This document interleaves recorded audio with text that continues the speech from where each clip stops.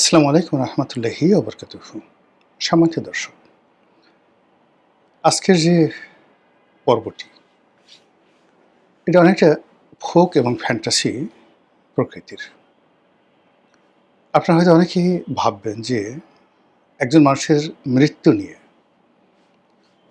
একজন মানুষের জীবন নিয়ে কি করে ফ্যান্টাসি তৈরি হতে পারে, বা এটা হাউ ইট ইজ পসিবল। এখানে একটা বিষয় আপনাকে বুঝতে হবে যে বাংলাদেশের ৬ কোটি মানুষ, ৬ কোটি মানুষ যারা যে কোনো মূল্যে চাচ্ছে শেখ হাসিনা আরও বহু বছর বেঁচে থাকুক। তার কোনো অপরাধ নেই, তার কোনো অন্যায় নেই, এবং তার হাতেই আল্লাহ রাব্বুল আলামিন সমস্ত বরকত দিয়ে রেখেছেন এই ৬ কোটি মানুষের জীবন জীবিকা থেকে শুরু করে আরও অনেক কিছু। তো এরকম একটা জায়গাতে আপনি চিন্তা করেন যে মানুষের যে তাদের যে কল্পনার শক্তি, তাদের যে ইচ্ছার শক্তি, সেটা যে কোনো সময় সুনামি আকারে এই রাজপথে ভেঙে পড়তে পারে। অন্যদিকে এই ৬ কোটির কাউন্টার আরও ৬ কোটি মানুষ।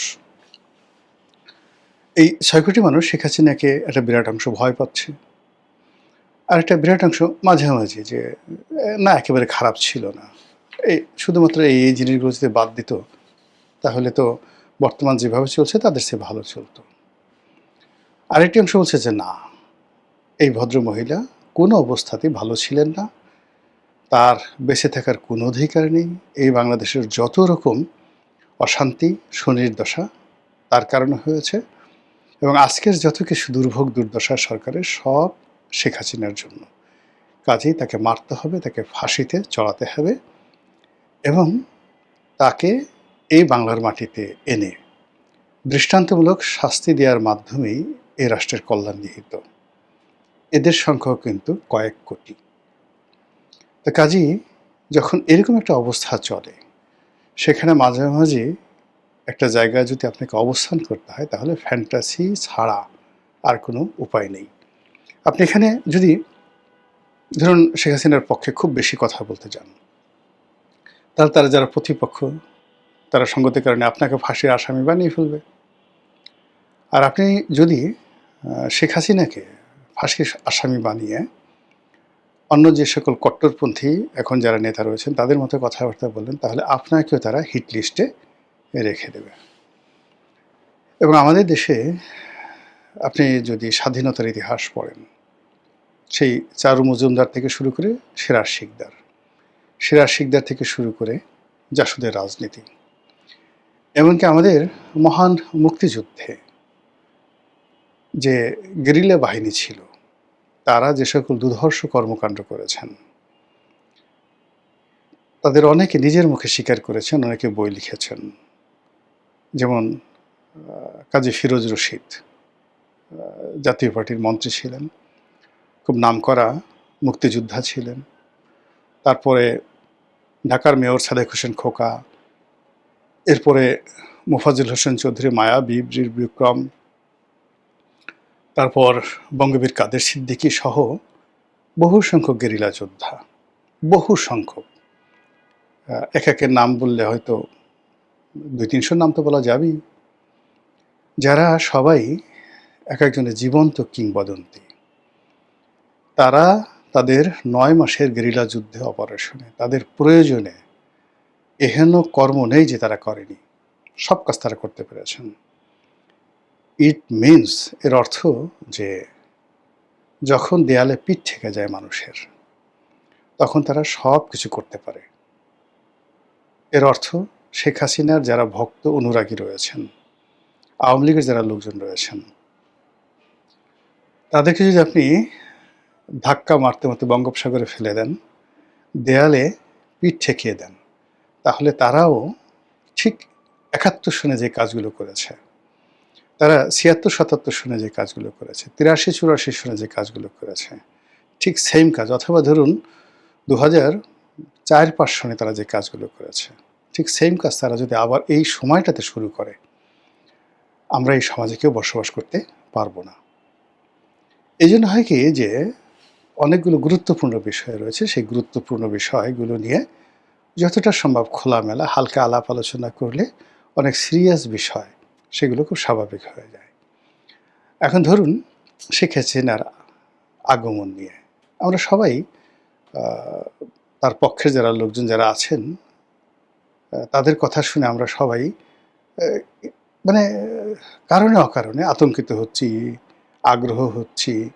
তিনি কি প্লেনে আসবেন না পায়ে হেঁটে আসবেন, তিনি কি ত্রিপুরা দিয়ে আসবেন, আগরতলা ত্রিপুরা দিয়ে আসবেন, নাকি সেই আমাদের লালমনিরহাট বাংলাবান্ধা রংপুরের ওই সীমান্ত দিয়ে আসবেন, তিনি কি মুর্শিদাবাদ এই এলাকা হয়ে মুজিবনগর যে এলাকা আছে যেখানে বৈদ্যনাথ তলাতে স্বাধীন বাংলাদেশের মন্ত্রী পরিষদের প্রথম যে গার্ড অফ অনার হয়েছিল, মুজিবনগর সরকার গঠিত হয়েছিল, তো সেখানে সেই বৈদ্যনাথ তলায় কি তিনি আসবেন, নাকি সিলেটের যে জৈন্তা পাহাড়ের কাছে যে একটা সীমান্ত রয়েছে সেখানে আসবেন,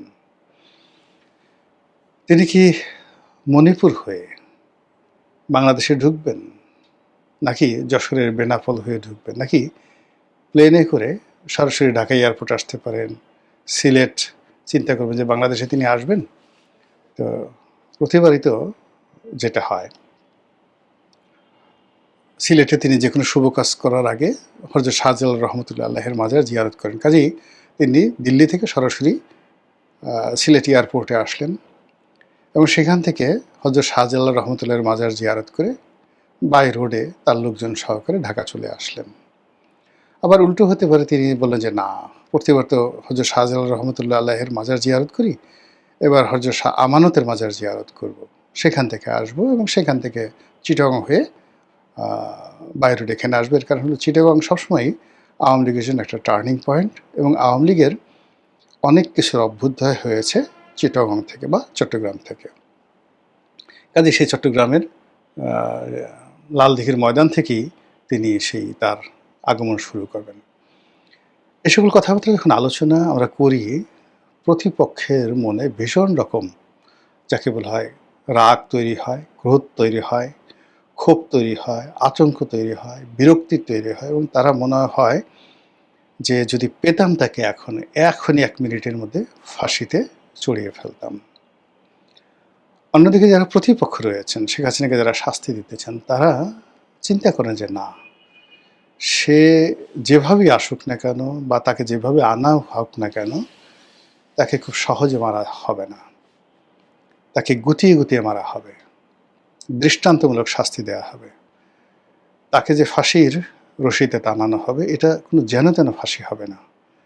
বিশেষ 3 রং লাল, নীল, সবুজ, এই লাল, নীল, সবুজ 3টি বিশেষ যে রং, এই রঙের যে পৃথিবীর সবচেয়ে শক্ত যে দড়ি আছে, এই রঙের দড়ি বিদেশ থেকে ইম্পোর্ট করে আলাদাভাবে এই ফাঁসি রশি বানিয়ে আনা হবে এবং সেই যে ফাঁসির রশি, সেই ফাঁসির রশিতে টানিয়ে তাকে ওই একবারই মানে ওই রশিটি ব্যবহৃত হবে। আমাদের যারা জল্লাদখানা আছে, আমি জানি না, এখানে হয়তো প্রত্যেকটা জল্লাদখানায় যে ফাঁসির রশি এগুলো নতুন থাকে না, এগুলো পুরনো থাকে।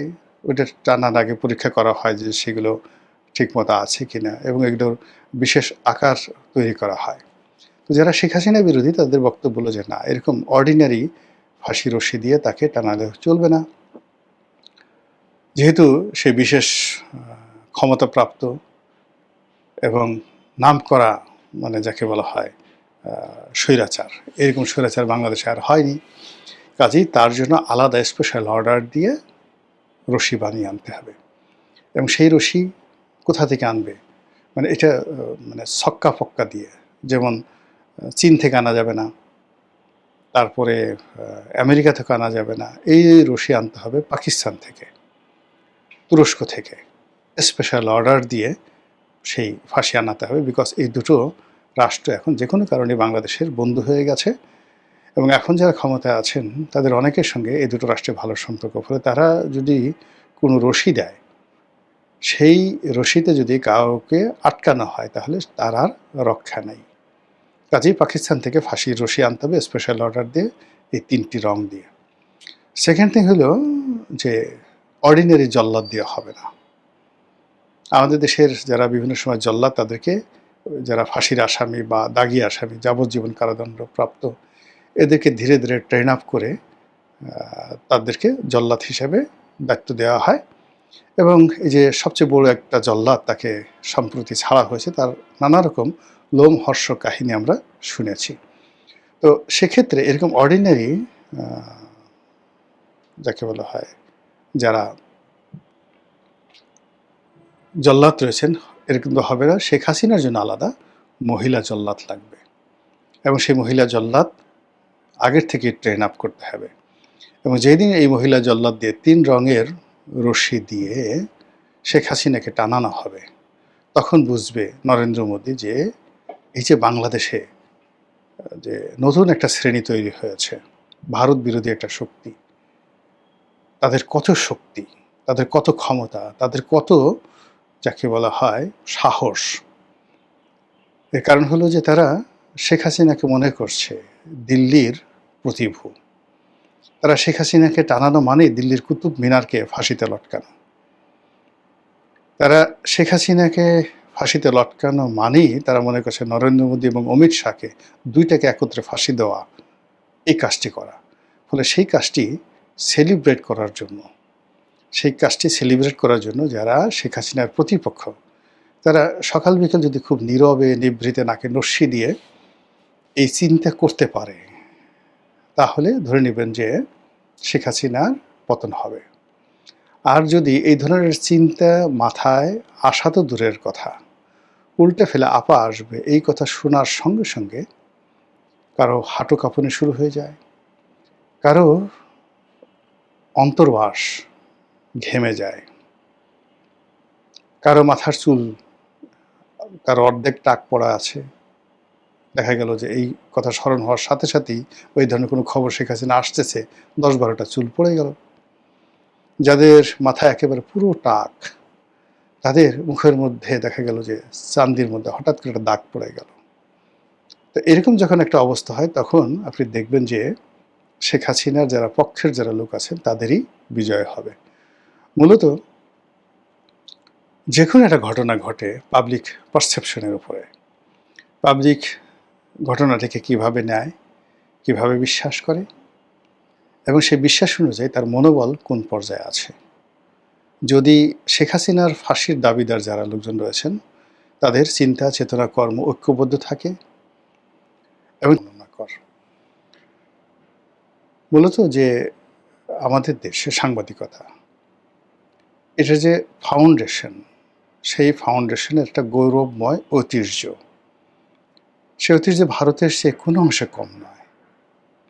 আপনি যদি 50-এর দশক ধরেন, 60-এর দশক ধরেন, বঙ্গবন্ধুর জমানা 70-এর দশক ধরেন, এমনকি এরশাদ জমানা ধরেন, এরশাদ জমানা পর্যন্ত 80-এর দশক পর্যন্ত বাংলাদেশের সংবাদপত্র জগতের যে গ্লোরিয়াসনেস, মালিক, সম্পাদক, সাংবাদিক, তাদের যে মান, মর্যাদা এবং সম্মান যে পর্যায়ে ছিল, আসলে অন্য কোনো শ্রেণী এবং পেশা তারা এই সম্মানটা ক্লেমই করতেন না যে আমরা আসলে ওইরকম সম্মানিত। একটি পত্রিকাতে সাধারণত জুনিয়র স্টাফ রিপোর্টার হিসেবে কেউ ঢুকতেন, জুনিয়র সাব এডিটর হিসেবে ঢুকতেন, যেগুলোকে অ্যাপ্রেন্টিস বা শিক্ষানবিশ স্টাফ রিপোর্টার বা সাব এডিটর বলা হয়। মানে যারা অফিসে বসে বসে এই নিউজগুলো, বিদেশি যে রয়টার্স, তারপর বাংলাদেশ সংবাদ সংস্থা ইউএনবি, সেখান থেকে যে নিউজগুলো আসতো এগুলো অনুবাদ করতেন। ইংরেজি খুব ভালো জানতে হতো। বাংলা পত্রিকায় যারা চাকরি করতেন এই এডিটোরিয়াল সেকশনে, তারাও খুব ভালো ইংরেজি জানতেন, একই সঙ্গে বাংলা জানতেন। আর যারা রিপোর্টিং করতেন, তো সেই রিপোর্টারদের মধ্যে অনুসন্ধিৎস ক্ষমতা, ইনভেন্টরি পাওয়ার এবং সহজে যে কোনো ক্ষমতাকে প্রশ্ন করা এবং যার তার কাছে মাথা না নোয়ানোর যে একটা অদম্য যে স্পৃহা, আগ্রহ, এই দুটো যোগ্যতা আমি যে সময়টাতে সংবাদপত্রে ছিলাম তখন আমি দেখেছি। প্রায় ভালো, ভালো সব পত্রিকাগুলোতে বিশাল লাইব্রেরি ছিল। সেই লাইব্রেরিতে সবাই বাংলা এবং ইংরেজি মানে নিখুঁতভাবে পড়তেন। ইতিহাস, শিল্প, সাহিত্য, সংস্কৃতি নিয়ে ভীষণ রকম আলোচনা হতো। সাংবাদিকদের বেতনও খারাপ ছিল না, ভালো ছিল। ধরুন ৩য় ওয়েজ বোর্ড অনুযায়ী যারা বেতন পেতেন সাব এডিটর রূপে বা সিনিয়র সাব এডিটর রূপে, staff reporter, senior staff reporter রূপে, এই দুটোই মূলত post. Staff reporter, senior staff reporter. এরপর এদের মধ্যে থেকে কেউ শিফট ইনচার্জ হতেন, কেউ নিউজ এডিটর হতেন। ইত্তেফাকে এই নিয়মটা খুব মানে ইত্তেফাকে আসলে সিনিয়র রিপোর্টার এবং সিনিয়র সাব এডিটর এই দুটোই ছিল মূলত পোস্ট। এখান থেকেই যেমন দেখা গেল যে কেউ শিফট ইনচার্জ হতেন কিন্তু তার বেতনটা ছিল সিনিয়র সাব এডিটর রূপে, বা কেউ নিউজ এডিটর হতেন। তো নিউজ এডিটর হতেন কিন্তু তার ছিল সিনিয়র সাব এডিটর রূপে। আবার সিনিয়র স্টাফ রিপোর্টার যারা ছিলেন এরাই চিফ রিপোর্টার হতেন। এই পর্যন্তই ছিল। আর সম্পাদক সাধারণত বেশিরভাগ ক্ষেত্রেই মালিকরা হতেন আগের জমানাতে। পরবর্তীতে সেটা এরশাদ জামানাতে যেমন সানাউল্লাহ নূরী সাহেব আছেন, ওনাদেরকে আসলে পেইড বলা হতো। কিন্তু এর আগে যেমন তোফাজ্জল হোসেন মানিক মিয়া কিংবা আজাদের মৌলানা আকরাম খান, তারা সবাই পত্রিকার মালিক এবং সম্পাদক ছিলেন। এদের কথা আলাদা, মানে এটা এই যুগে কল্পনাই করা যায় না। তো এর বাইরে যেটা ছিল সেটা হলো সম্পাদনা, মানে সম্পাদকীয় বিভাগ ছিল, যেটা যারা পোস্ট এডিটোরিয়াল লিখতেন, বাইরের লোকদের লেখা নেওয়া হতো না। ওনারা সবাই সহকারী সম্পাদক রূপে নিয়োজিত ছিলেন। যেমন রাহাত খানের মতো মানুষ সহকারী সম্পাদক ছিলেন, নির্মল সেন সহকারী সম্পাদক ছিলেন, তারপর সেই সন্তোষ গুপ্ত সহকারী সম্পাদক ছিলেন। ইংরেজি পত্রিকাগুলোতে ওই সময়টাতে মূলত আমি যে সময়টাতে চাকরি করতাম সেই সময়টাতে ইংরেজি পত্রিকা বলতে অবজারভারকেই আমরা মনে করতাম যে এটা একটা পত্রিকা। এর মধ্যে নিউ নেশন ছিল, কিন্তু নিউ নেশন ঠিক ওরকম অতটা জনপ্রিয় ছিল না। অবজারভারের পরে ডেইলি স্টার আসে, কিন্তু ডেইলি স্টার মানে অবজারভারের পতন না হওয়া পর্যন্ত ডেইলি স্টার আসলে ডেইলি স্টারের জায়গায় আসতে পারেনি। তো এনিওয়ে যেটা হলো ডেইলি স্টারে কিছুদিন কাজ করার সুযোগ হয়েছে, অবজারভারে কিছুদিন কাজ করার সুযোগ হয়েছে। এই জিনিসগুলো ৮০-র দশক পর্যন্ত দেখেছি এবং তখন একজন sub editor, senior sub editor দরকার নেই বা একজন স্টাফ রিপোর্টার সরাসরি প্রেসিডেন্টের সঙ্গে তারা উইদাউট অ্যাপয়েন্টমেন্টে গিয়ে দেখা করতে পারতেন এবং তারা প্রেস ক্লাবে আসতেন, আলাপ আলোচনা হতো। মানে এটা একটা অসাধারণ, ধরুন চিত্রবাংলা কিংবা বিচিত্রা, চিত্রালী, এ সকল সিনেমার মানে এই সকল পত্রিকার যারা স্টাফ রিপোর্টার বা ধরুন সিনিয়র স্টাফ রিপোর্টার, তারা যদি ৮০-র দশকে নায়ক রাজ্জাককে একটা ছোট্ট সিরিকুইডে খবর পাঠাতেন আপনার একটা সাক্ষাৎকার নিতে হবে, তাহলে রাজ্জাক সাহেব এসে ওই পত্রিকার অফিসে উপস্থিত হতেন। এই ছিল পত্রিকার মান। এখন এই কারণ হলো কি, এই সাংবাদিকতার পেশাটা নিয়ে ৮০-র দশকে বলতে গেলে আগে সবসময়ই শাসক গ্রুপ ভীষণ রকম উদ্বিগ্ন ছিলেন, উৎকণ্ঠিত ছিলেন এবং এদেরকে কেনা যেত না, ভীষণ রকম কেনা যেত না। আপনি একজন চিন্তা করেন, একজন নির্মল সেন, একজন গিয়াস কামাল চৌধুরী, একজন আতাউস সামাদ যারা স্টার হয়ে গিয়েছিলেন।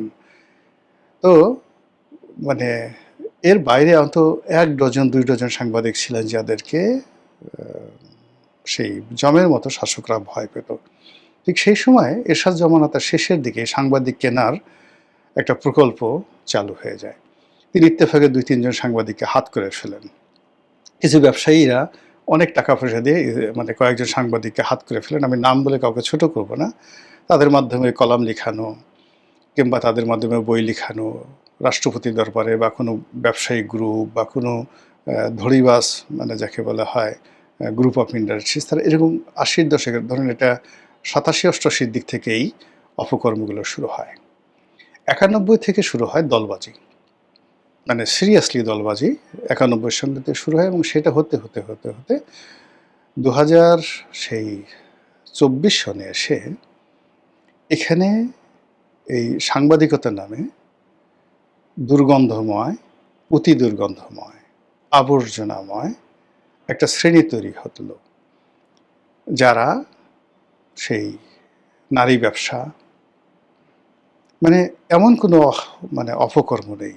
মদ, নারী, জুয়া থেকে শুরু করে বিশেষ করে ইলেকট্রনিক প্রিন্ট মিডিয়ার সাথে যুক্ত হওয়ার কারণে আপনি মাফিয়া বলতে যা কিছু বোঝায় 10টা মাফিয়া একত্র করলে এই সাংবাদিক নামক যে পেশাটা, সেই পেশার মধ্যে এরকম অনেককে খুঁজে পাবেন।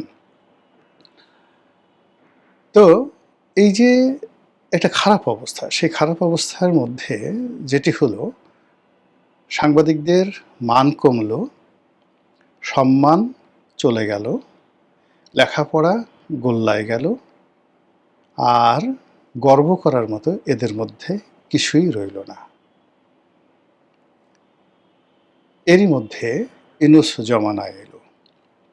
ইউনূস জমানা হওয়ার পরে কী হলো, একটা শ্রেণী, এই খারাপ যে শ্রেণীটা, তার একটা বিরাট অংশ পালিয়ে গেল, আর একটা অংশ মুহূর্তের মধ্যে ভুল পাল্টিয়ে নতুন রাজনৈতিক বন্দোবস্তের মধ্যে তারা যুক্ত হলো। এবং শেখ হাসিনার জমানাতে যে সমস্ত সাংবাদিক বিভিন্ন দূতাবাসে চাকরি নিত, প্রেস ক্লাবে মাতব্বরি করত, কন্ট্রাক্টারি করত, দালালি করত, রাতে যে ওয়েস্ট ইন্ডিজে গিয়ে পাপিয়া কাণ্ড ঘটাতো, তারপর বিদেশে টাকা পাচার করত, দলের প্রোপাগান্ডা চালাতো, এই পুরো যে গ্রুপটি, সেই গ্রুপটির দেখা গেল যে শেখ হাসিনার জমানাতে এই গ্রুপের লোক ছিল ধরেন মোর দ্যান 100। এটা নেমে এলো 25 জনে। এরা নেমে এলো 25 জনে ইউনূস জমানাতে। এবং 25 জন যারা শেখ হাসিনার জমানাতে তারা খারাপ ছিল, খারাপ থাকার পর তাদের বুদ্ধি ছিল, পোশাক ছিল, চেহারা ছিল, সুরত ছিল, বংশ ছিল, প্রত্যেকটা জায়গাতে যে লেভেলটা ছিল, সেই লেভেলটা মানে ইউনূস জমানাতে এসে যারা এই সুবিধা গ্রহণ করলো, তাদের লেভেলটা আগেরগুলো যদি মাথার ক্যাপ আপনি বলতেন যে খারাপ, কিন্তু তাদেরকে মাথায় টুপি হিসেবে পরা যায়, এগুলোকে আপনি জুতা হিসেবে ব্যবহার করতে পারবেন, এরকম জাস্ট জুতা হিসেবে ব্যবহার করতে পারেন, এই ধরনের কোয়ালিটির লোকগুলো এসে হাও মাও কাউ করে খাওয়া শুরু করলো। আচ্ছা, এগুলো খেয়ে দিয়ে আবার এই গ্রুপও প্রায় আউট, অর্ধেকের মতো আউট, বাকি অর্ধেক এখনও বিভিন্ন জায়গাতে লুটপাট করছে। এই যে যখন নতুন বন্দোবস্ত হলো, মানে বিএনপি সরকার এলো, এই সময়টাতে সংবাদপত্রে এই সুবিধাভোগী শ্রেণী যারা আছে, এই সুবিধাভোগী শ্রেণীর মধ্যে এমন কিছু লোক সামনে চলে এলো, যারা ইউনূস জমানাতে যে ওই যে পায়ের জুতো ছিল, যাদেরকে মানে শেখ হাসিনার জমানাতে আপনি যদি মনে করেন একজন ইকবাল চৌহান চৌধুরী, একজন নাঈমুল ইসলাম খানকে যদি আপনি মাথার ক্যাপ হিসেবে বর্ণনা করেন, তাহলে এই দুজনের সমপর্যায়ের যে সমস্ত লোক ইউনূস জমানাতে দাপট ছিলেন, তারা নাঈমুল ইসলাম খানের জুতার সোল, জুতার উপরের অংশ না, নিচে যেগুলো হাঁটে সেই জুতার সোল, বা ইকবাল চৌহান চৌধুরীর জুতার সোল আর নাঈমুল ইসলাম খানের স্যান্ডেলের ফিতা হওয়ার উপযুক্ত নয়। এই লোকগুলো ইউনূস সাহেবকে চালিয়েছে। বোঝার চেষ্টা করেন, ইউনূস সাহেবের সময় যেগুলো জুতার সোল ছিল, পরবর্তীকালে যারা বিভিন্ন সময়টাতে দাপট দেখাচ্ছে, এগুলো জুতার সেই ফিতা বা সোল থেকে নেমে এগুলো এখন কি বলবো, ওই আমাদের 80-র দশকে দেখবেন গ্রামের মধ্যবিত্ত এবং ধনীরাও যে তারা জুতা যাকে বলে ক্ষয় হয়ে গেলে নিচে একটা আলাদা রাবারের সোল লাগাতো, মানে টায়ার, বিশেষ করে রিক্সার টায়ার দিয়ে লাগাতো পিন দিয়ে, এইরকম সোলে মানে টায়ারে মানে নকল সোলে সয়লাভ হয়ে গেছে বর্তমান সংবাদপত্র জগতের সেই কালো অধ্যায়গুলো। এই যখন অবস্থা, তখন আমরা আসলে চারিদিকে তথ্যের নামে অপতথ্য, জ্ঞানের নামে আপনি অজ্ঞানতা, আলোর পরিবর্তে অন্ধকার আমরা দেখতে পাচ্ছি। কোন একটা বিষয় ন্যারেটিভ তৈরি করা তো দূরের কথা, উল্টো সামাজিক মাধ্যমে যে গল্প গুজব হচ্ছে, সেই গুজবের যে ভিত্তি, সেই ভিত্তির দ্বারাই রাষ্ট্র, সরকার, দেশের জনগণ নিষ্পেষিত হচ্ছে। কিন্তু কলম যাদের হাতে, সেই কলম দিয়ে দুনিয়ার সব কিছু বের হচ্ছে। কলম দিয়ে তাদের বীর্য বের হচ্ছে, মল বের হচ্ছে, মূত্র বের হচ্ছে, নাকের সর্দি বের হচ্ছে, কিন্তু কলম দিয়ে কালির মাধ্যমে দু কলম ভালো কালাম যে বক্তব্য, সেই বক্তব্য কেউ বের করতে পারছে না। এরকম যখন অবস্থা, ঠিক সেই সময়টাতে দেখা গেল সিনিয়র সাংবাদিক বিতর্ক শুরু হয়ে গেছে। গত ২টি বছরে আপনি চান বা না চান, সাংবাদিকদের মধ্যে অল্প কয়েকজন মানুষ যারা কোনো জমানাতে রাজনৈতিক সুযোগ সুবিধা লাভ করেননি, যেমন আনিস আলমগীর, মাসুদ কামাল, আজিজ, পান্না। এখন সার্বিক বিচারে হয়তো শেখ হাসিনার জমানাতে, তারপরে ইনুস জমানাতে বা তার আগের অন্য কোনো জমানাতে যে সকল পলিটিক্যাল টাউট ছিল সাংবাদিকতার নামে, বা সাংবাদিকতার পেশার বাইরে গিয়ে তারপরে এই পেশাটাকে মালিকানা বিভিন্নভাবে ব্যবহার করে যত রকম ২ নম্বরী জিনিস আছে যারা করেছে, এই কয়জন মানুষ আমি যাদের নাম বললাম, এই কয়জন মানুষ কখনোই এরকম ছিলেন না। আবার তারা যে গিয়াস কামাল চৌধুরী বা ধরুন রাহাত খান এদের মতো উচ্চ পর্যায়ের সাংবাদিক ছিলেন তাও না। কিন্তু ঘুষ, দুর্নীতি, অনিয়ম থেকে শুরু করে ক্ষমতাধরদের যে পদলেহনের যে ইতিহাস, পা চাটার যে ইতিহাস, আমি এই ৪-৫ জন লোকের যে নাম বললাম তাদের মধ্যে ছিল না। এবং অবাক করার ব্যাপার হলো যে এই ইউনূস জমানার আগে এরা যে আসলে খুব বেশি ফ্রন্টলাইনে এসছে, পলিটিক্যাল কোনো বিষয় নিয়ে কথাবার্তা বলেছে বা নেতা হওয়ার চেষ্টা করেছে, এইরকম কোনো নজিরও আমি অন্ততপক্ষে এদের সবাইকে চিনি, পার্সোনাল চিনি। আনিস আলমগীর আজকের কাগজে আমার সহকর্মী ছিলেন। তারপর মাসুদ কামালকে চিনি, যদিও তার সঙ্গে আমার সরাসরি কোনো পত্রিকা একত্রে চাকরি করার সুবিধা হয়নি, কিন্তু তিনি জনকণ্ঠে দীর্ঘদিন ছিলেন, সেই সুবাদে আমি তাকে চিনি। পান্না নানা কারণে তাকে চিনি, একুশে টেলিভিশন থেকে তাকে চিনি। তারপরে আজিজ ভাইকে তো অনেক এমিনেন্ট জার্নালিস্ট, তাকে চিনি নানাভাবে। তিনি সেই অন্য ডেস্কে ছিলেন, বাট ডেইলি স্টারে তার সঙ্গে আমার একত্রে কিছুদিন কাজ করার সুযোগ হয়েছে। তো এই মানুষগুলো ওইরকম তাদের কোনো, যাকে বলা হয় নেতিবাচক দিক, কোনো রাজনৈতিক পোর্টফোলিওতে ছিল না।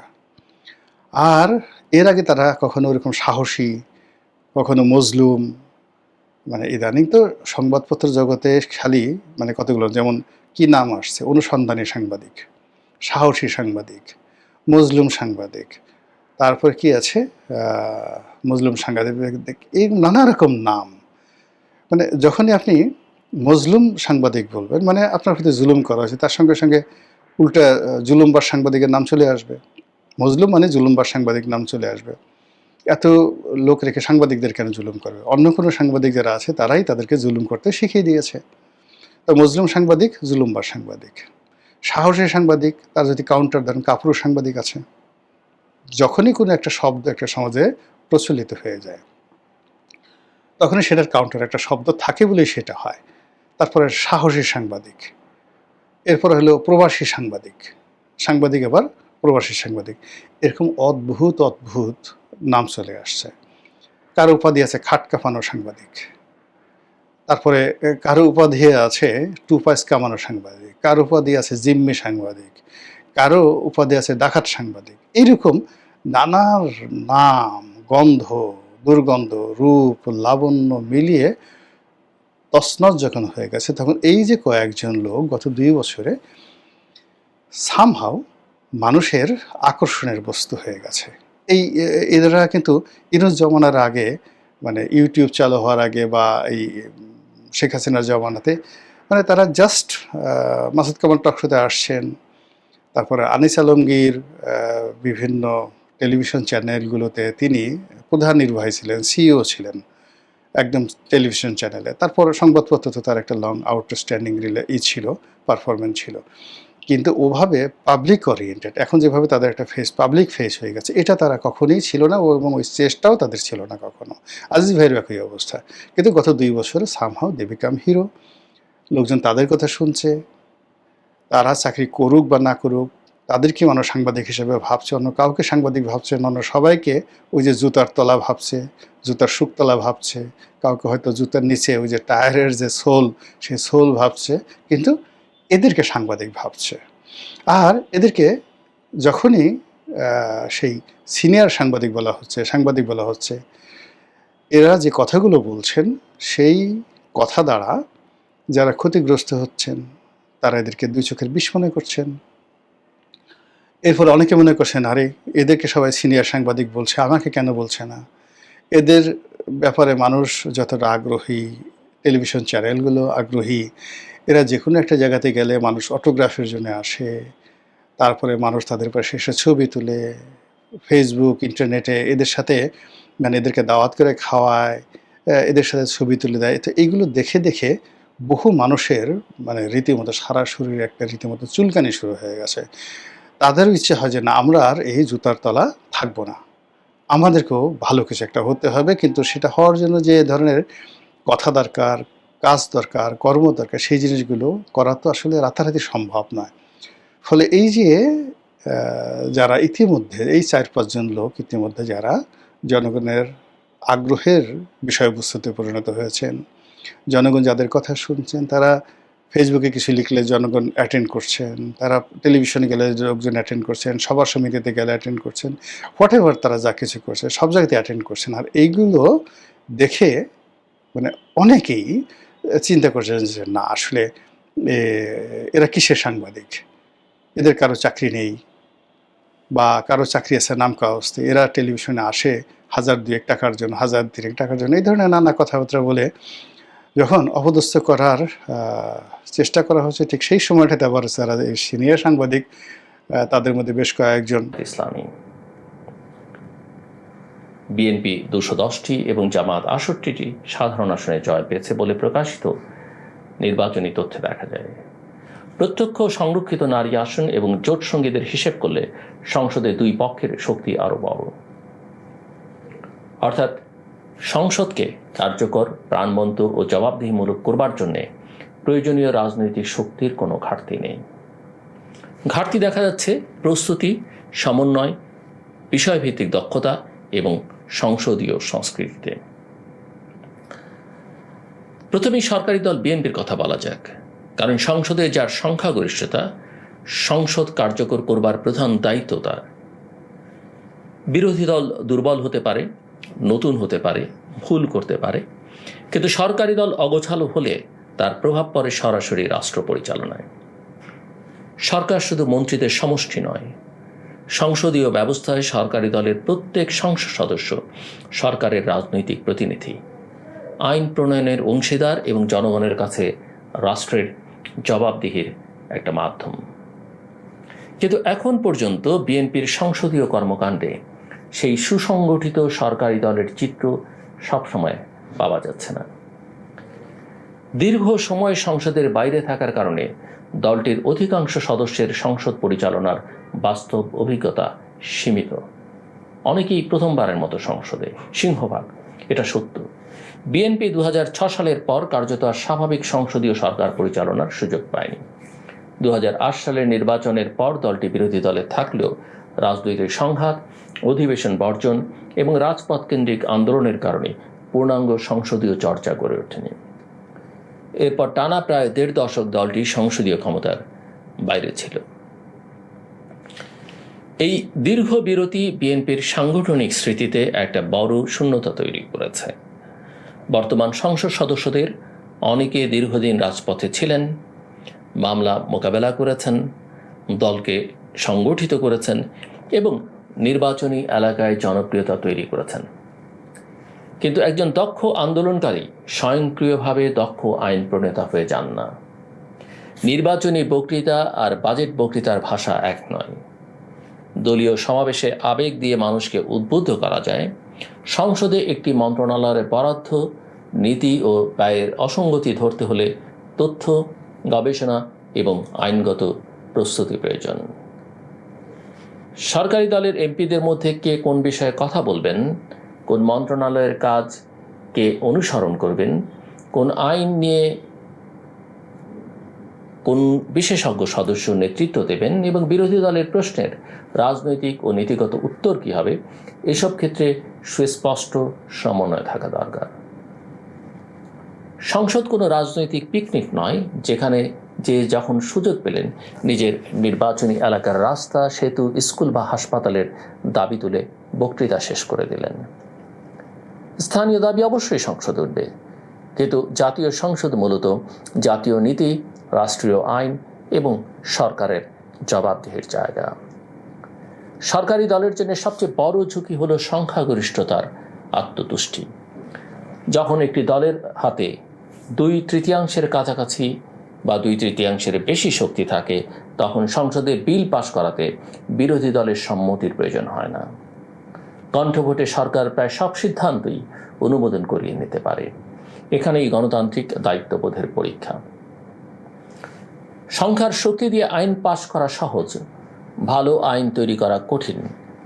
বিরোধী দলের সমালোচনাকে অপ্রয়োজনীয় বাধা মনে করা সহজ, সেই সমালোচনার মধ্য থেকে নীতিগত দুর্বলতা খুঁজে বের করা কঠিন। 2026-27 অর্থ বছরের 9,38,000 কোটি টাকার বাজেট সংসদে পাশ হয়েছে। বাজেটে প্রবৃদ্ধি 6.5% এবং মূল্যস্ফীতি 7.5% নামিয়ে আনার লক্ষ্য নির্ধারণ করা হয়েছে। রাজস্ব আদায়ের লক্ষ্য প্রায় 6,95,000 কোটি টাকা এবং বাজেট ঘাটতি 2,43,000 কোটি টাকা। এগুলো শুধু কাগজের সংখ্যা নয়, প্রতিটি সংখ্যার সঙ্গে মানুষের জীবন, বাজার দর, চাকরি, ব্যাংক ঋণ, বিনিয়োগ, সামাজিক নিরাপত্তা এবং ভবিষ্যৎ ঋণের বোঝা জড়িত। অথচ এত বড় বাজেট নিয়ে সরকারি দলের কতজন এমপি নিজেদের নির্বাচনী এলাকার বাইরে গিয়ে সামগ্রিক অর্থনীতির কাঠামো, রাজস্ব বাস্তবতা, ব্যাংক খাত, মূল্যস্ফীতি এবং কর্মসংস্থান নিয়ে গভীর আলোচনা করেছেন?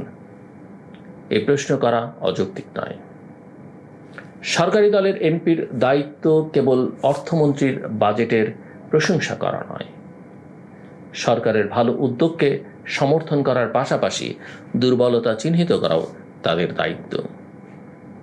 মন্ত্রী ও আমলাদের প্রতিটি সিদ্ধান্তকে সঠিক ধরে নেওয়া সংসদীয় গণতন্ত্র নয়, বরং একই দলের সংসদ সদস্যরাই অনেক ক্ষেত্রে সরকারের সবচেয়ে কার্যকর অভ্যন্তরীণ নজরদার হতে পারেন। কারণ তারা মাঠের বাস্তবতা জানেন, মানুষের অসন্তোষ শোনেন এবং প্রশাসনিক ব্যর্থতার ফল সরাসরি অনুভব করেন।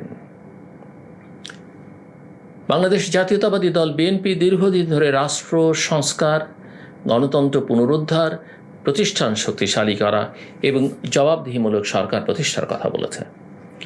এখন সেই প্রতিশ্রুতিগুলোকে সংসদীয় আচরণে রূপ দেওয়ার সময়। সংসদ যদি আবার শুধু সরকারি সিদ্ধান্ত অনুমোদনের প্রতিষ্ঠানে পরিণত হয়, তাহলে ক্ষমতার পালাবদল হবে, কিন্তু রাজনৈতিক সংস্কৃতির পরিবর্তন হবে না। বাংলাদেশের মানুষ শুধু নতুন সরকার চায়নি, তারা রাষ্ট্র পরিচালনার নতুন ধরনও প্রত্যাশা করেছে। বিএনপির আরও একটি সমস্যা, যেটা আমার কাছে মনে হয়, সমস্যাটা হলো মন্ত্রী, জ্যেষ্ঠ নেতা এবং সাধারণ সংসদ সদস্যদের মধ্যে দৃশ্যমান রাজনৈতিক ব্যবধান। সরকার পরিচালনার কেন্দ্র যদি কেবল মন্ত্রিসভা ও কয়েকজন শীর্ষ নেতার মধ্যে সীমাবদ্ধ হয়ে পড়ে, তাহলে বিপুল সংখ্যক সরকারি দলের এমপি ধীরে ধীরে নিজ নিজ এলাকার উন্নয়ন বরাদ্দ, সুপারিশ, বদলি, নিয়োগ এবং প্রশাসনিক প্রভাব বিস্তারের মধ্যেই নিজেদের ভূমিকা খুঁজতে শুরু করবেন। অতীতে প্রতিটি সরকারের সময় এই প্রবণতা দেখা গেছে। দলীয় এমপি যদি আইন প্রণেতার বদলে স্থানীয় প্রশাসনের অনানুষ্ঠানিক নিয়ন্ত্রণ হয়ে ওঠেন, তবে দুর্নীতি, পক্ষপাত এবং ক্ষমতার অপব্যবহারের পুরনো চক্র আবার ফিরে আসবে।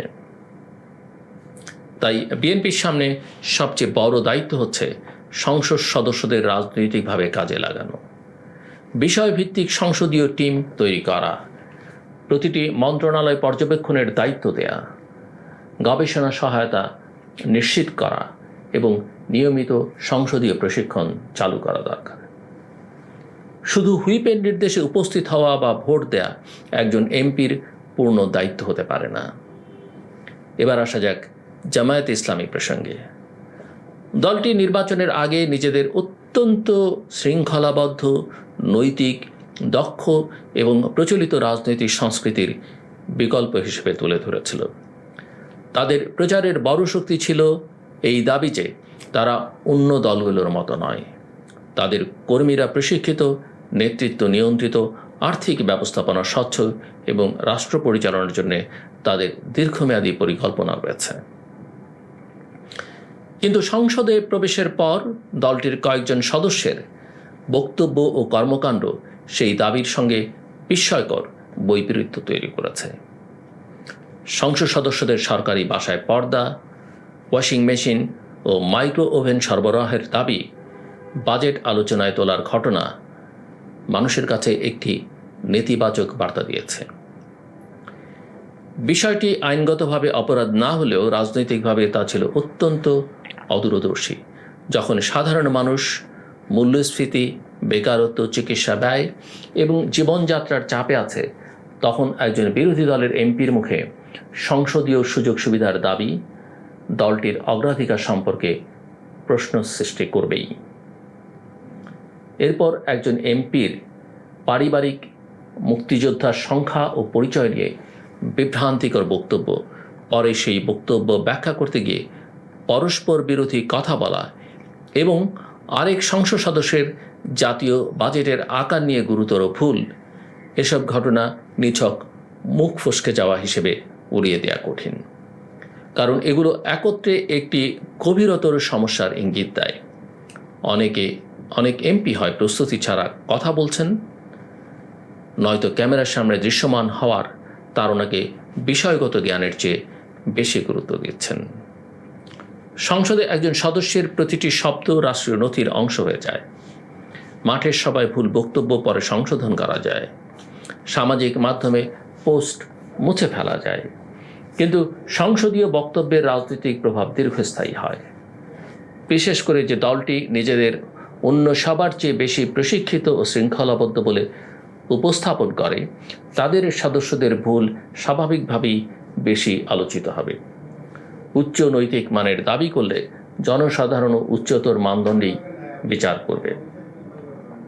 জামায়াত জোটের অধিকাংশ সংসদ সদস্য এবারই প্রথম সংসদে গেছেন, বিএনপির ক্ষেত্রেও তাই। প্রকাশিত প্রতিবেদন অনুযায়ী সরাসরি ও সংরক্ষিত আসন মিলিয়ে জামায়াত জোটের প্রায় 90 জন সদস্যের মধ্যে 86 জনই নতুন। দলটি প্রথম অধিবেশন এবং বাজেট অধিবেশনের আগে তাদের প্রশিক্ষণও দিয়েছে। কাজেই শুধু অনভিজ্ঞতার যুক্তি দিয়ে সব দুর্বলতা ব্যাখ্যা করা যায় না। প্রশিক্ষণ যদি বাস্তব আচরণে প্রতিফলিত না হয়, তাহলে সেই প্রশিক্ষণের বিষয়বস্তু, মান ও কার্যকারিতা নিয়েও প্রশ্ন ওঠে। জামায়াতের বিরুদ্ধে আরও গুরুতর অভিযোগ এসেছে সরকারি অনুদান ও প্রকল্পে স্বজনপ্রীতি নিয়ে। কোথাও সংসদ সদস্যের পরিবারের সদস্যের নাম ঐচ্ছিক অনুদানের তালিকায় এসছে, কোথাও আত্মীয়কে প্রকল্প কমিটির দায়িত্ব দেওয়া হয়েছে, কোথাও নেতার নাতির কাছে সরকারি সাইকেল চলে গেছে, আবার কোথাও ত্রাণের সুবিধাভোগীর তালিকায় আত্মীয় ও ব্যক্তিগত সহকারীর নাম পাওয়া গেছে। এসব ঘটনার কয়েকটিতে দল ব্যবস্থা নিয়েছে, সংশ্লিষ্টদের সতর্ক করেছে এবং একজন স্থানীয় নেতাকে দায়িত্ব থেকে সরিয়েছে। দলীয়ভাবে দ্রুত ব্যবস্থা নেওয়া অবশ্যই ইতিবাচক, কিন্তু একই সঙ্গে প্রশ্ন থেকে যায়, ক্ষমতার খুব অল্প সময়ের মধ্যেই কেন এসব ঘটনা ঘটল? জামায়াতের জন্য এই প্রশ্ন অন্য দলের তুলনায় আরও গুরুত্বপূর্ণ। কারণ দলটির রাজনৈতিক ব্র্যান্ড মূলত নৈতিকতা ও শৃঙ্খলার উপর দাঁড়িয়ে। বিএনপি বা আওয়ামী লীগের কোনো নেতার স্বজনপ্রীতির অভিযোগ এলে মানুষ অনেক সময় বিস্মিত হয় না, কারণ বাংলাদেশের প্রচলিত রাজনৈতিক সংস্কৃতিতে এসব অভিযোগ বহু পুরনো। কিন্তু জামায়াত যখন নিজেকে সেই সংস্কৃতির বিকল্প হিসেবে উপস্থাপন করে, তখন তাদের একজন এমপির আত্মীয় সরকারি সুবিধা পেলে তা শুধু ব্যক্তির ব্যর্থতা থাকে না, দলের মূল দাবিকেই দুর্বল করে। কিছু জামায়াত নেতা যুক্তি দিয়েছেন, গ্রাম পর্যায়ে উন্নয়ন কাজ করতে গেলে পরিচিত কিংবা আত্মীয় কেউ কোনো না কোনোভাবে জড়িয়ে পড়তে পারেন। যুক্তিটি বাস্তবতার একটা অংশ তুলে ধরলেও রাজনৈতিকভাবে বিপজ্জনক। কারণ বাংলাদেশের সব দলই অতীতে নিজেদের বিশ্বস্ত লোককে দায়িত্ব দেওয়ার যুক্তিতে স্বজনপ্রীতি ও দলীয়করণকে বৈধতা দিয়েছে। বিশ্বস্ততা কখনই স্বচ্ছতার বিকল্প হতে পারে না। প্রকল্প পরিচালনার জন্য আত্মীয় ছাড়া উপযুক্ত ও বিশ্বাসযোগ্য মানুষ পাওয়া যায় না, এই যুক্তি মেনে নিলে রাজনৈতিক নৈতিকতার পুরো ধারণাই অর্থহীন হয়ে পড়ে। জামায়াত কেন্দ্রীয়ভাবে নির্দেশ দিয়েছে যে সংসদ সদস্যরা পরিবারের সদস্য, আত্মীয় স্বজন, ব্যক্তিগত সহকারী কিংবা তাদের আত্মীয়দের সরকারি অনুদান ও সুযোগ সুবিধার জন্য সুপারিশ করবেন না। এমনকি তারা যোগ্য হলেও দলীয় ব্যবস্থার মাধ্যমে বিষয়টি বিবেচনার কথা বলা হয়েছে। এই নির্দেশনা প্রয়োজনীয়, কিন্তু একটি বড় রাজনৈতিক দলকে শুধু নির্দেশনা দিয়ে সৎ রাখা যায় না, দরকার প্রাতিষ্ঠানিক স্বচ্ছতা। কোন এমপি কোথায় কত টাকা বরাদ্দ দিচ্ছেন, সুবিধাভোগী কারা, প্রকল্প কমিটিতে কারা আছেন এবং কাজের অগ্রগতি কি, এসব তথ্য জনগণের জন্য উন্মুক্ত করা উচিত। জামায়াতের সংসদীয় ভূমিকার আরেকটি দুর্বলতা হলো তারা এখনও একটি শক্তিশালী নীতি নির্ভর বিরোধী দলের পরিচয় পুরোপুরি প্রতিষ্ঠা করতে পারেনি। প্রধান বিরোধী দলের কাছে জনগণ শুধু সরকারের বিরোধিতা আশা করে না, বিকল্প নীতি, বিকল্প বাজেট, বিকল্প আইন এবং বাস্তবসম্মত সমাধানও আশা করে। দলটি ছায়া বাজেট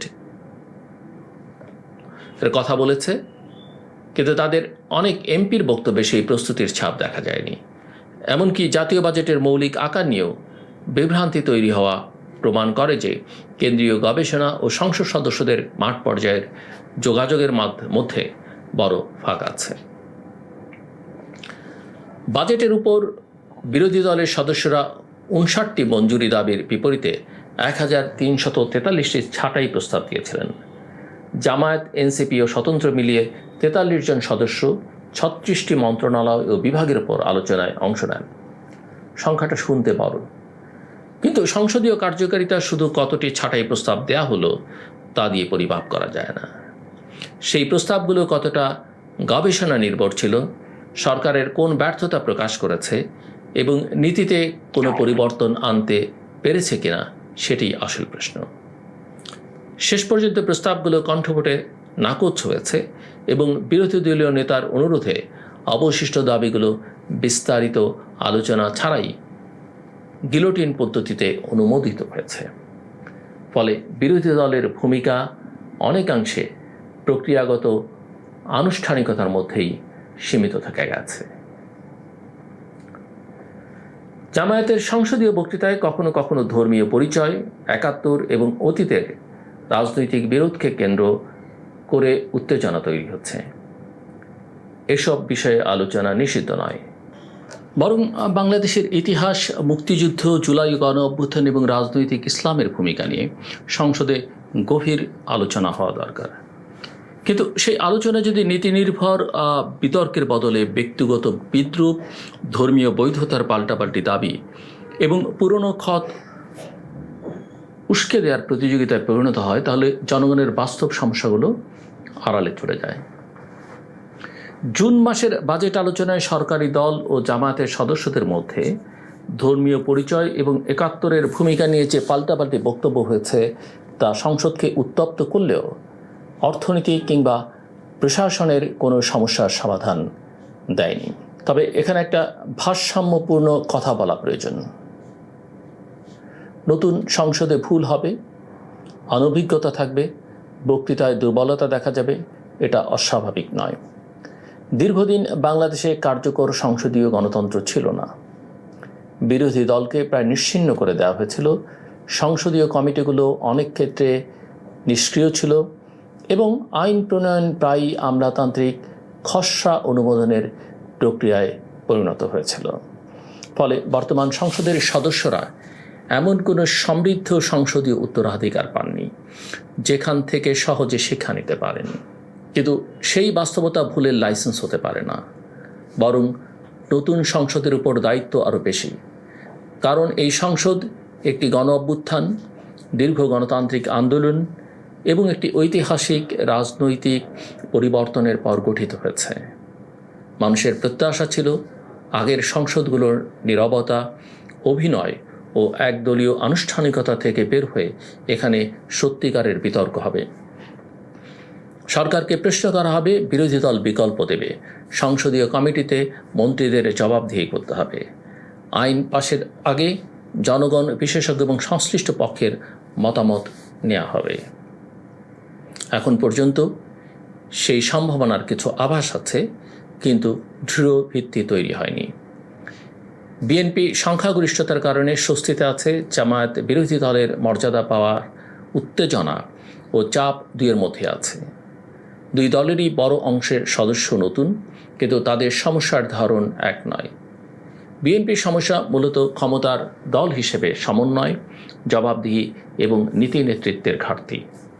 জামায়াতের সমস্যা হলো অতিরিক্ত নৈতিক দাবি ও বাস্তব আচরণের ব্যবধান, সংসদীয় প্রস্তুতির দুর্বলতা এবং কিছু সদস্যের অপ্রয়োজনীয় বক্তব্য ও ব্যক্তিগত সুবিধাকেন্দ্রিক ভাবমূর্তি।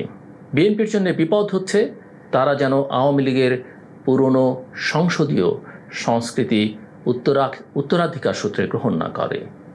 বিশাল সংখ্যাগরিষ্ঠতা, দুর্বল বিরোধী প্রভাব, আমলাতন্ত্র নির্ভর আইন প্রণয়ন এবং দলীয় আনুগত্যের বিনিময়ে নীরবতা, এই পথে গেলে গণতন্ত্রের ভাষা বদলাবে, চরিত্র বদলাবে না।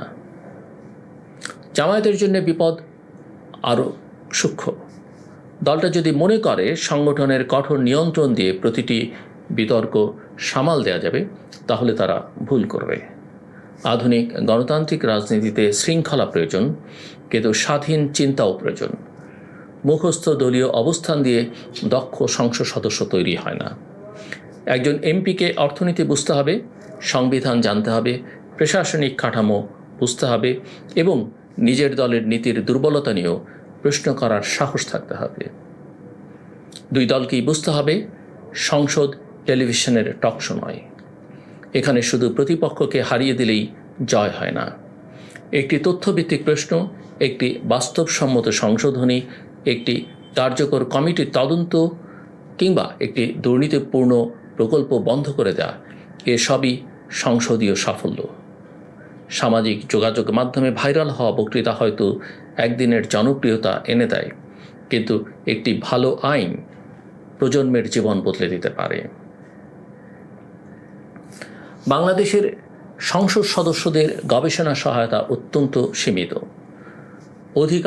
অধিকাংশ এমপির নিজস্ব দক্ষ গবেষক দল নেই। দলগুলোরও স্থায়ী সংসদীয় গবেষণা সেল কার্যকর নয়। ফলে বক্তৃতা অনেক সময় ব্যক্তিগত সহকারী, স্থানীয় নেতা অথবা ইন্টারনেট থেকে সংগৃহীত অসম্পূর্ণ তথ্যের উপর নির্ভর করে। এই কাঠামো না বদলালে শুধু সদস্যদের দোষ দিয়ে লাভ হবে না। প্রতিটি বড় দলের উচিত সংসদীয় গবেষণা ইনস্টিটিউট তৈরি করা, যেখানে অর্থনীতি, আইন, অর্থনীতি, আন্তর্জাতিক জ্ঞাননীতি, জননীতি, আন্তর্জাতিক সম্পর্ক, পরিবেশ, প্রযুক্তি ও সামাজিক খাতের বিশেষজ্ঞরা কাজ করবেন। সংসদীয় কমিটিগুলোকেও কার্যকর করতে হবে। সরকারি দলের জ্যেষ্ঠ সদস্যকে সভাপতি বানিয়ে মন্ত্রণালয়ের প্রশংসা শোনার জায়গা হিসেবে কমিটি ব্যবহার করলে জবাবদিহি আসবে না। কমিটির রিপোর্ট জনসমক্ষে প্রকাশ, মন্ত্রী ও সচিবদের নিয়মিত হাজিরা, সরকারি প্রকল্প পরিদর্শন এবং সুপারিশ বাস্তবায়নের অগ্রগতি সংসদে উপস্থাপন বাধ্যতামূলক করা দরকার। বিরোধী দল হিসেবে জামায়াত চাইলে এখানেই নিজের যোগ্যতা প্রমাণ করতে পারে। সরকারের প্রতিটি সিদ্ধান্তের বিরোধিতা না করে বাছাই করা বিষয় নিয়ে গভীর কাজ করতে হবে বা কাজ করতে পারে জামায়াত। ব্যাংক খাত, দুর্নীতি, শিক্ষা, স্বাস্থ্য, বাজার ব্যবস্থাপনা, স্থানীয় সরকার এবং প্রশাসনিক সংস্কার, প্রতিটি ক্ষেত্রে তথ্যভিত্তিক ছায়া নীতি দিতে পারে। অন্যদিকে বিএনপি চাইলে বিরোধী দলের ভালো প্রস্তাব গ্রহণ করে প্রমাণ করতে পারে যে তাদের সংখ্যাগরিষ্ঠতা প্রতিহিংসাপরায়ণ নয়, আত্মবিশ্বাসী। জনগণেরও সংসদ সদস্যদের নতুনভাবে মূল্যায়ন করতে হবে। এলাকায় কয়টা রাস্তা এনে দিলেন বা কতজনকে চাকরির সুপারিশ করলেন, শুধু তা দিয়ে এমপির সাফল্য মাপা উচিত নয়। তিনি সংসদে কতদিন উপস্থিত ছিলেন, কতটি প্রশ্ন করেছেন, কি আইন প্রস্তাব করেছেন, কমিটিতে কি ভূমিকা রেখেছেন এবং সরকারি অর্থের ব্যবহার কতটা স্বচ্ছ রেখেছেন, এসব তথ্য প্রকাশ ও পর্যবেক্ষণ করা দরকার। বর্তমান সংসদ এখনও তার যাত্রার প্রাথমিক পর্যায়ে। প্রথম অধিবেশন 30 এপ্রিল শেষ হয়েছে, এরপর বাজেট অধিবেশন শেষের পথে, তাই চূড়ান্ত রায় দেওয়ার সময় আসেনি। কিন্তু শুরুর লক্ষণ ভবিষ্যতের গতিপথ সম্পর্কে সতর্ক করে। বিএনপি ও জামায়াত উভয়ই দীর্ঘদিন ধরে বলে এসেছে যে তারা বাংলাদেশের রাজনীতি বদলাতে চায়। এখন প্রশ্ন হলো, তারা কি শুধু ক্ষমতার মালিক বদলাবে নাকি ক্ষমতার চরিত্র বদলাবে? বিএনপি কি প্রমাণ করতে পারবে বিপুল সংখ্যাগরিষ্ঠতা মানেই একচ্ছত্রতা নয়? জামায়াত কি প্রমাণ করতে পারবে নৈতিকতার দাবি শুধু বক্তৃতায় নয়, সরকারি অর্থ ও ব্যক্তিগত আচরণও কার্যকর?